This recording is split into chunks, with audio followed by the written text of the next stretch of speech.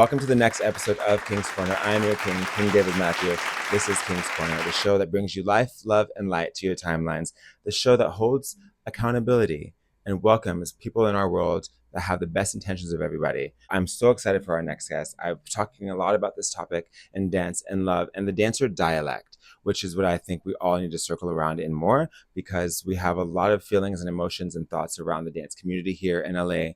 And I hope that I've brought in amazing guests that I can't wait for you to see. Oh my gosh, they're here now. Who is it? Hey! Hola! Yeah! Welcome. Thank you for being here. Holy shit. Yo, what the hell? Okay. Oh my gosh, thank you so much for coming to my show, Karon Lynn. You guys have no idea. This is like, truly, you know what I'm saying? Gotta bleep shit out because I don't want to do it later. This is truly an honor. I want you to know why I'm having you on my show and why I value you here. I value your movement and your soul through movement. And I value when I go to your classes, I feel something. I feel a spiritual, soulful movement moving within me. And that's important for me to find when I'm training and when I'm in LA, especially because a lot of things that I think are approaching are not soulless, but we used to go to class to feel something. And I feel that a lot in your classes. And so I appreciate you for that. And I appreciate you bringing your style and your approach to movement. I value it a lot. So thank you so much for that. And thank you for us applying that and allowing that. You have an approach and a quality that makes people feel some type of way. And we don't really have that a lot anymore nowadays. So I think. No, what do you think about? What's your take on dance? Maybe when you started and versus dance now, and like in that idea of, we don't have, or maybe we do have, and maybe I'm not looking at the whole picture, and maybe that's why we're here. So you can tell me more about that picture. When movement felt some type of way differently than it does now. Right. Well, I think it's definitely a difference for sure. I think just based off of like where social media is and have everything like super accessible to you, like sometimes things are like trendy. I mean, there's always been trends, but never usually like dance trends. I think people back in the day would just dance how they felt and what the song kind of told them to do. And I think now it's kind of like what's popular at the moment. And I kind of grew up in a generation where it was like watching like Janet and like Britney and Madonna and like old school kind of stuff. And seeing that compared to like what's happening now, there are some choreographers who are still doing that, but most of the stuff is like, oh, this song sounds like this, so what's popular on like social media? And it's not always a bad thing, but that's just not what I do per se. Right. So the authenticity is still there for that trend and that balance, but I feel like authenticity is what you're saying is different. Yes, it is. It is different. In the approach. Yeah, it's different just because the music sounds different, and also it's just everybody wants to post what they do now online. Right. So if it's not something that everybody can relate to, then it's like, I'm not going to exactly. I'm not going to approach my efforts in the way that I see it and look at it, because I'm not going to blend with that trend. Right. Exactly. Which is hard to do. Which is what we are trying to also inspire on the show. Life, live, and love. Like you can blend with the trend. You can do the things that are popular, but also you need to know where it's coming from and why you want to do that and what it means to you. Yeah, it needs to be purposeful. It needs to be purposeful. And having said that, what do you feel like creates a successful? I mean, I think that's it. The intention. Yeah, it's the intention for sure, but I think it's just about like knowing who you are and what you want to create. Like when I hear a certain song, it makes me want to choreograph it in a certain way, but it's always going to be me, but it's going to feel a little bit different because the song is not telling me to do the same thing all the time. You know what I mean? So Absolutely. Do you feel like ever there's been a time in your lifelong legendary worked with a whole bunch of amazing artists and choreographed, has choreographed for so many amazing artists? You really need to look into his profile after you're done watching this episode, because he is the star. Do you feel like there's ever a time in that career that you've had that you've had to maybe say tag your it at a certain time and then be out for a certain time to balance out? I feel like the reason I ask this question is I feel like there's a lot of dancers who enjoy thinking hitting the ground running all of the time is the way to go about it. And in some cases it is. Have you ever experienced, or do you understand the experience of going back and forth, and sometimes it's your way, sometimes it's not, and not always I don't want to say pulling the trigger, but not always pressing the gas. Yeah, I mean, I understand what you're trying to ask. I think different opinion about this, but I think Absolutely. for me, that's what we want. I guess that's Different why we're here, opinions. right? Yeah, that's why we're here. We want these different opinions. For We want to be able to me, be it's raw about it. It's kind of like when I first came here, it was very much like, I'm gonna go to everything, I want to do everything, blah blah blah blah. I just want people to know who I am. Right. I think for most people that I've spoken to, and like growing up and like learning from like Jonte and Ramon and Brian and Luam and Rhapsody, all these people, is very much like once you reach a certain point, you know what you want to do and you know what you don't want to do. Right. And just because the opportunity presents itself doesn't mean that you should take everything. But I do think in the beginning you should be like go go go go go. Absolutely. And eventually you get to a point where you find your flow. Yeah, you know what you want to do and what you don't want to do because you've kind of experienced it all. You know? Absolutely. And with that in classes and intentions, do you, being so seasoned and being so, I don't even want to say veteran because it makes you sound like you're old. It makes you sound like you're old, you know what I'm saying? Because I feel like we're always, if we're evolving, then we're actually like, it's hard to call, I love Madonna, and I'll never I'll say that she's always evolved. I don't want to call her old. She evolved. She's great. She evolved every single time, and she's continuing to evolve. Shout out.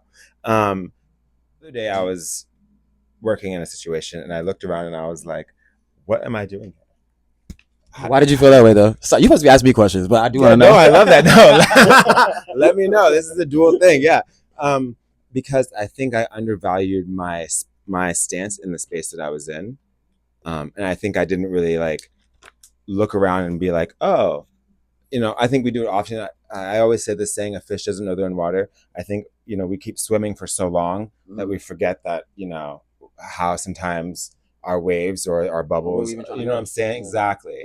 Yeah. Cut. It's on a roll though. Motherfucker, okay? This is for an opening scene. No, yeah, you cut it, yeah. And I feel like those dancers, were dancers that I saw when they first came out here that hit the ground running, never really stopped. And then they had to, it's almost like the stars when they were little, by the time they hit 16, 17, they're over it. Right, yeah. Because they were pushed so much. So that stepping in and out, like, I think that is something that a lot of dancers are plagued by, because they get overwhelmed by thinking that they have to be part of everybody's thing.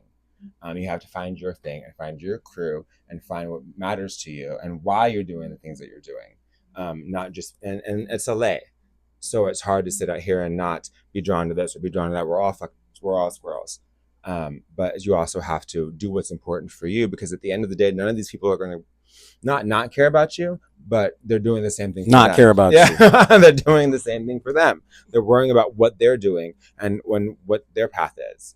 And so that's, half the reason why I created KingsKorner, because I wanted to make sure that, my path was not like anybody else's, and my path is not like yours, and your path is not like mine. We're all entitled to a different part of the cake, but you also have to claim yours. And I really do appreciate that, you being the way that you are, you claim yours from the jump. You know what I mean? And that imposter syndrome, I think, comes from, when like I said, when I was standing around, I was like, I manage a restaurant, and I was standing around, I was like, do I really manage? Who the hell thought leaving me in charge of a restaurant and 15 other people was a good idea? Like, it's a real thing. It's a real thing. I am in charge. And so I was like, but I'm realizing that you have to take a deep breath and value and pay attention to the things that you're doing and why you're doing them. Anything to add on that? What do you think about I agree with everything you just said. Fucking rock my socks, yeah. Honestly, like, that's what I love the most about this one human in particular, is that we have a lot of the same mindset and a lot of the same approach about our art and who we are as people and what we value. And so it's really important to hone in on that, because you attract your tribe. You attract the people that you are similar. Like, one person might be a doctor, one person might be a world famous choreographer, one person might have a loud ass mouth, but you attract what makes each other important, because of who you are. Just being yourself. Just being yourself. I think people lose that because they come to LA and they think they have to jump into some certain pools. You don't have to do that. You just have to keep being you. Sometimes you do have to jump into pools though, but I always think that you still need to remain being yourself. Just maybe like like I'm very outgoing and big personality, but I'm not gonna be like oh, bitch, what's if I'm in like a professional setting, but I'm still going to be Absolutely. myself. Absolutely. At the Time same and a place for time, everything. it's a time and a place for everything. But Absolutely. sometimes you have to adjust. I don't want to say change, but adjust the version of who you are depending on the pools you want to jump in at that moment. If you want those opportunities, and that's not necessarily a bad thing. That's just how it goes. It's just the business. That's just the business. And he's absolutely right, because if I would have adapted and chameleonized myself into that realm, then I probably could have gotten further with that group of people. My hard-headedness and my stubbornness of, I'm going to create it and do it and do my blah, blah, blah, might have blocked my blessings on that regard. But that's why we're here. So that's a good tip. Yeah, that's great. It is. You have to pay attention and make sure. What do you think nowadays a dancer? Maybe I asked this before, but it's fine. What do you think? I'm going to.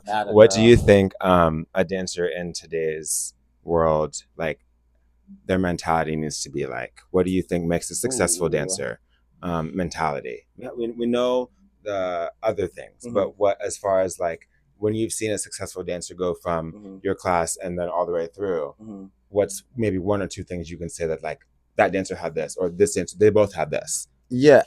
For me, it's hard to really like kind of quantify. Come on, vocabulary. Come on, quantify. Right? Sure. It's hard What's that mean? It's hard to kind of like put an exact thing on it, but for me, I'm like a feeling person and like a visual person. So when I see that person taking my class, I can notice right away, like, oh dang, they got really good. They have this. You don't notice exactly what they were doing because you're not around them all the time to really see what has changed. Like otherwise, but you can tell when something's clicked. I remember when I first moved to LA, I was 20 years old. And I already thought I was a shit anyway. I mean, I kind of was, but see, let him have it. But then you kind of like get in your own way a little bit because you're like, oh, I don't have to try too hard, and it can also kind of be a bad thing at the same time. But I was taking. I remember. I don't ever. You know who this is? His name's Mike Riccio. He's from Canada. He used to teach at Millennium, the old Millennium. And I took his class one time, and I just felt like, oh shit, bitch, I'm like eating it, And I could kind of tell that, like, oh, it just clicked for me. I think when you're watching somebody, you can just tell when it clicks for them, and they just have something that's like, oh, I feel what you feel. A lot of times everybody feels it inside, but they can't project it onto the person that's watching it. You know what I mean? So I think that's really one thing I look for. It's hard to really say like, oh, they do this, they do this, they do this, because everybody's different. You know what I mean? Everybody is different. That feeling inside that projects out. That's a good key. Because I feel like I lose that sometimes, especially when I go into auditions. I think I'm on such a, oh, I can't wait to impress somebody, or, oh, I can't wait to give the best trick, or, oh, I can't wait to, I can butch up or fem up any choreography that I want, but am I selling the product in the way that they're trying to buy it from? You know what I'm saying? And am I sacrificing myself for part of it? If I need to, then that's the job. But then I also, on top of that, need to make sure that I'm catching up with the feeling and the vibe internally to make sure that they're picking it up. Correct. Everything has a feeling. I remember I was working with Jason Derulo at the time, and we were like trying to bring some people in to like do like a private call, whatever. And people were freestyling, and like if it was like a Britney Spears thing, and Amy Allen said, you have to know who you're auditioning for. Like, don't come in here like da na na na na. If you know that Jason Derulo doesn't do that, so it's like, that's not the you didn't understand the assignments at all, and then they get upset and they're like, "Oh, I killed it." Yeah, you might have did great, but I'm not gonna go in wearing a Pepsi shirt and a Coca-Cola office thinking they're gonna buy my soda. It don't work that way. Give up, create your world. I know you have Stop Playing With Me. Yeah, that's my jam right there. Let them know. Nugget that you kept in your mind that's like, fuck, I'm Karon. I'm moving from this. Yeah. This is, granted, it's hard to ask that because I think internally we all have our own. Yeah. As opposed to us. So I'm not trying to get you no, it's recipe. Okay. We don't want the recipe. Your recipe is yours. It's not necessarily a recipe. I would tell anybody this. I've told people this before. I also am a believer in, so if somebody wants the information and you have it, it's better to give it to them, because if they really want it anyway, they're going to get it anyway. And you never know who somebody's going to be at some point. And so what if sometimes they have an opportunity for you later on, but you was being stingy with something that could have helped them, you know what I mean? So I've just never been that kind of person anyway. But I remember at one point I was like going through like a really bad time, and I was like, F this, I'm out of here. Everybody's in my business. I can't just be myself, right? And I called my mom, and she was like, I never heard you say you want to leave or whatever. And she was like, you can't worry about what people say about you, whether it's good or bad. Your name's in their mouth. She said, worry when nobody's talking about you, because that means you're not even relevant enough for people. They're not even looking over at you. And so I know that has really nothing to do with dance per se. It's more of a life thing, but I think that channels into everything, because being a great artist is you understanding yourself. You know what I mean? So. Everything. And not being afraid to be controversial. And I think that that's what I've hesitated on for a long time, is to be controversial, not necessarily with my words. I haven't been until now. But with my approach in clothing and my approach in movement. And I feel like that really settles in with who am I and what am I giving. I think even now in my ripe age of 25, I am learning. Okay, you know what I'm saying? The skin is popping up, child. Let me let you know. Okay, don't ask my mother. Okay, she tries to run me.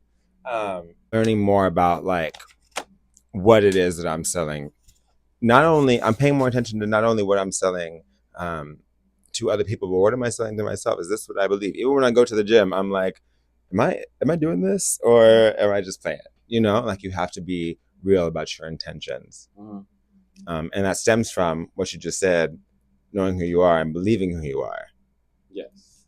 I believe you can't fully reach your best potential until you know who you are, because sometimes you're trying to like find it and you hopping in spaces and you're doing this like this and doing this like this, and sometimes it works, sometimes it doesn't, and it's never truly who you are. I always say, like, it's great to be inspired by people, but take what you like, take pieces of what you like, what they do, and make it work for you.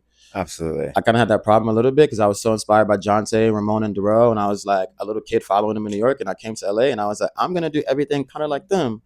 And I love them to death, but I had to find my own voice. Right. And it's still like a similar pocket, but it never, like, I realized I was like, I can't try to be another version of somebody else. I can only be the best version of myself. Right. You know With pieces from all of those people. You know, we are all pieces of somebody else in some capacity. So it's really important that you pay attention to who's putting their piece in your puzzle. Kinky.